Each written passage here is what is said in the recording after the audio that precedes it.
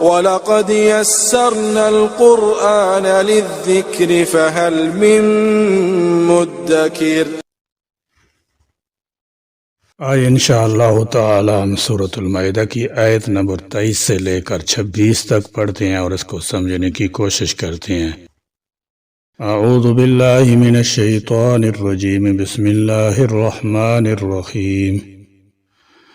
قال رجلان من الذين يخافون أنعم الله عليهم ادخلوا عليهم الباب فإذا دخلتموه فإنكم غالبون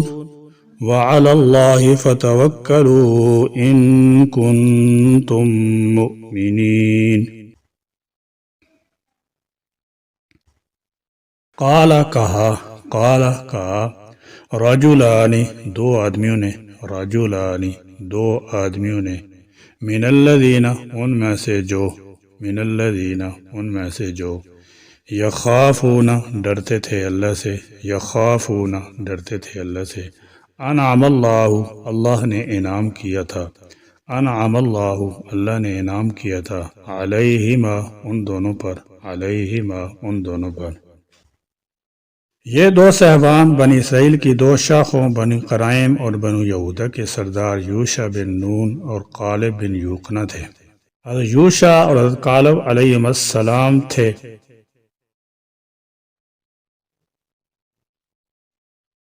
یعنی حضرت یوشع اور حضرت قالب علیہم السلام جو ہر مرحلے پر حضرت موسیٰ علیہ السلام کو وفادار رہے تھے، اور بعد میں اللہ تعالیٰ جل شانہ نے ان کو نبوت سے بھی سرفراز فرمایا۔ انہوں نے اپنی قوم سے کہا کہ تم اللہ تعالیٰ پر بھروسہ کر کے آگے بڑھو تو اللہ تعالیٰ جل شانہ کی وعدے کے مطابق تم ہی غالب رہو گے۔ ادخلو تم داخل ہو جاؤ علیہم ان پر البابا دروازے میں فیضا پھر جب دخلتموہ تم داخل ہو جاؤ گے اس میں فإنکم تو تم ہی غالبون غالب ہوگے وعلی اللہ اور اللہ ہی پر فتوکلوا پس تم بھروسہ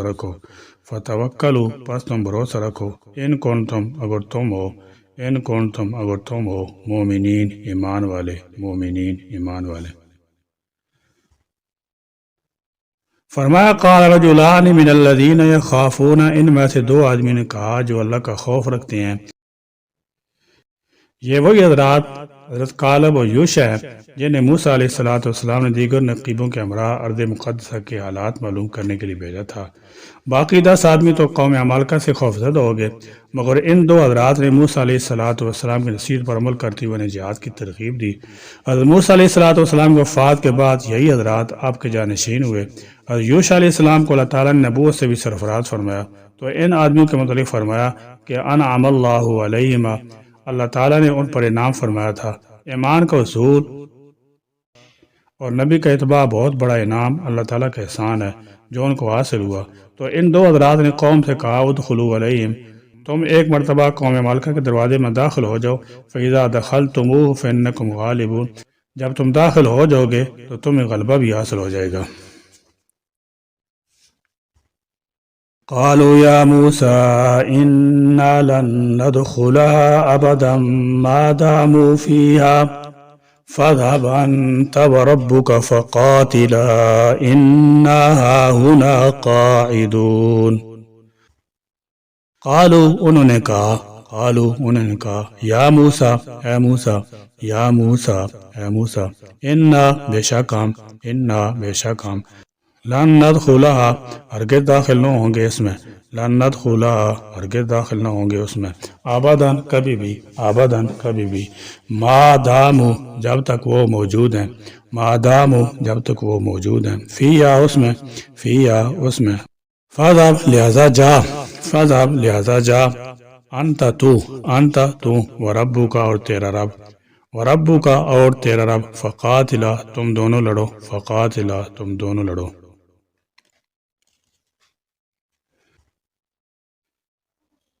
اس واقعے کے برعکس انصار کے ایک معزز سردار حضرت مقداد بن اسود رضی اللہ تعالی عنہ نے عرض کی، یا رسول اللہ صلی اللہ تعالی علیہ وسلم، ہم حضرت موسیٰ علیہ السلام کی قوم کی طرح یہ نہ کہیں گے کہ آپ صلی اللہ علیہ وسلم اور آپ کا خدا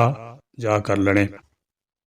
بلکہ ہم لوگ آپ صلی اللہ علیہ وسلم کے دائیں سے بائیں سے آگے سے پیچھے سے لڑیں گے۔ یہ سن کر رسول اکرم صلی اللہ علیہ وسلم کا چہرہ انر خوشی سے چمک اٹھا۔ انا تحقیق ہم ہاؤنا یہیں قائدون بیٹھے ہیں۔ یہ قوم یہود جو مدت دراز سے فرعونی کی غلامی میں زندگی بسر کر رہی تھی اور اللہ کی بجائے بچھڑے کی پرستش کر رہی تھی، اس قدر پس ہمت اور بزدل بن چکی تھی کہ موسیٰ علیہ السلام کو مخاطب کر کے کہنے لگی، جب تک وہ لوگ وہاں سے نکل نہیں جاتے ہم وہاں کبھی نہ جائیں گے، اور نہ ہی اپنے آپ کو دیدہ و دانستہ ہلاکت میں ڈالنے کو تیار ہیں۔ اگر تمہیں جہاد پر اتنا ہی اصرار ہے تو جاؤ تم اور تمہارا رب جا کر ان سے مقابلہ کرو، ہم تو یہاں سے آگے نہیں جائیں گے۔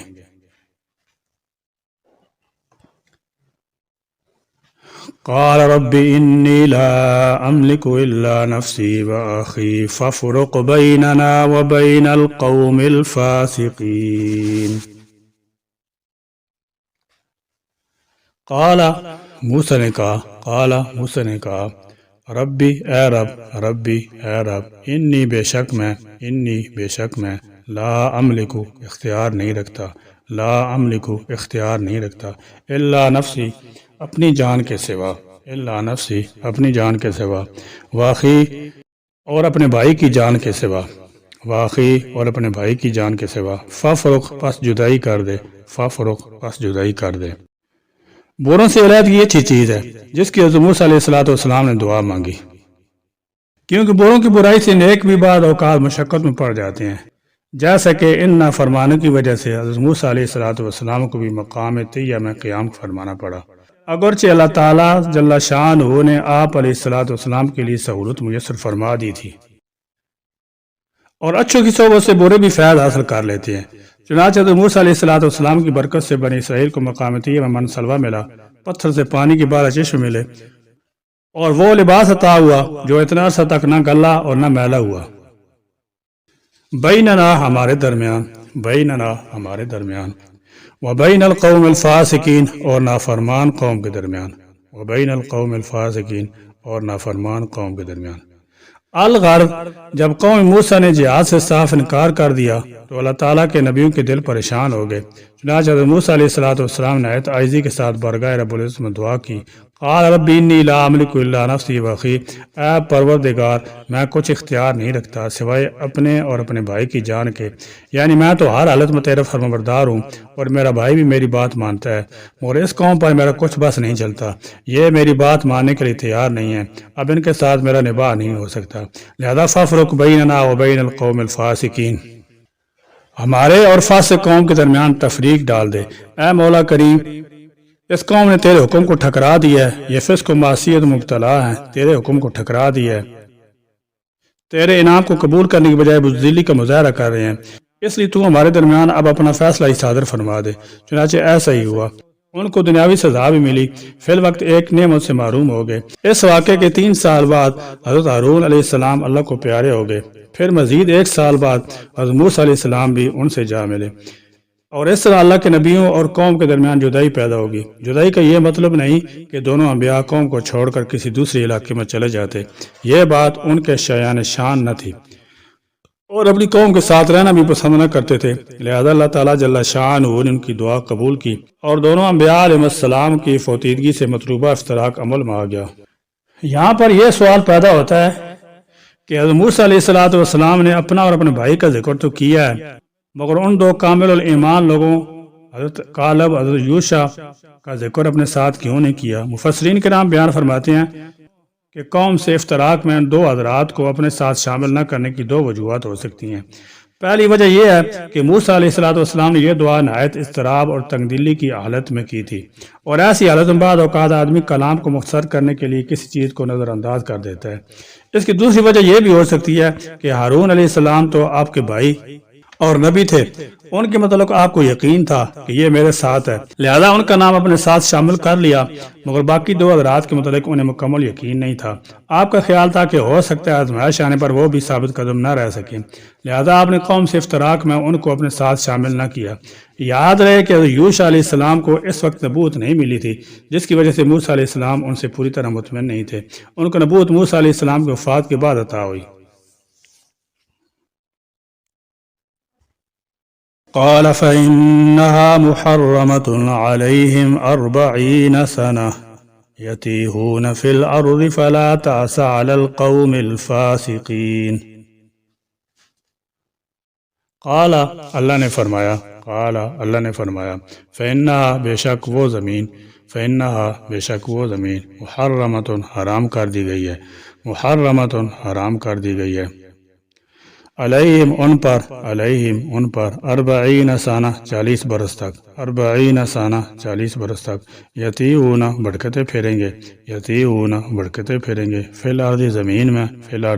میں، فلا تأسا تو افسوس نہ کر، علی القوم الفاسقین نافرمان قوم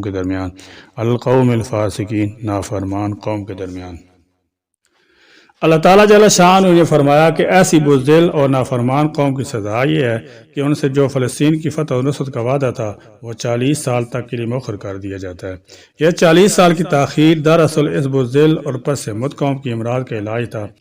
کہ وہ اتنی مدت اسی جنگل میں ادھر سے ادھر دھکے کھاتی پھرے، جنگل میں زندگی گزارنے کی صعوبتیں برداشت کرے۔ اس 40 سال کے عرصے میں اس قوم کی جوان اور بزدل نسل مر کھپ جائے اور جو نئی نسل پیدا ہو آزاد فضاؤں میں پرورش پائے، نرمی گرمی برداشت کرنے کی عادی اور ہمت والی بن جائے، پھر وہ لوگ اس قابل ہوں گے کہ اگر ان جہاد کے لیے ترغیب دی جائے تو وہ اٹھ کھڑے ہوں۔ لہذا اے موسیٰ، اس قوم کو جو یہ علاج کے طور پر سزا دی جا رہی ہے، آپ کو ایسے لوگوں پر ترس نہ آنا چاہیے۔ یا اللہ، اس ملعون قوم یہود کی خصلت سے امت المسلمہ کو بچا لیجیے اور ہمیں اپنے نبی کریم صلی اللہ تعالی علیہ وسلم کی اطاعت کاملہ نصیب فرمائیے۔ یا اللہ، صحابہ کرام رضی اللہ تعالی عنہم اجمعین نے حضرت صلی اللہ علیہ وسلم کی جس طرح اطاعت فرمانبرداری کی اور اپنا جان و مال آپ صلی اللہ تعالی علیہ وسلم کے حکم پر قربان کیا، ہم کو بھی ان حضرات صحابہ کے نقش قدم پر چلنے کی توفیق عطا فرما۔ یا اللہ، امت مسلمہ میں جو دین سے لاپرواہی اور غفلت کی فضا پیدا ہو گئی ہے، اس کو کامل طور پر مٹا دے اور ہم کو شمع رسالت کا سچا پروانہ بنا کر زندہ رہنا اور مرنا نصیب فرما دے۔ ربنا تقبل منا انک انت السمیع العلیم وتب علینا انک انت التواب الرحیم وآخر دعوانا الحمد للہ رب العالمین۔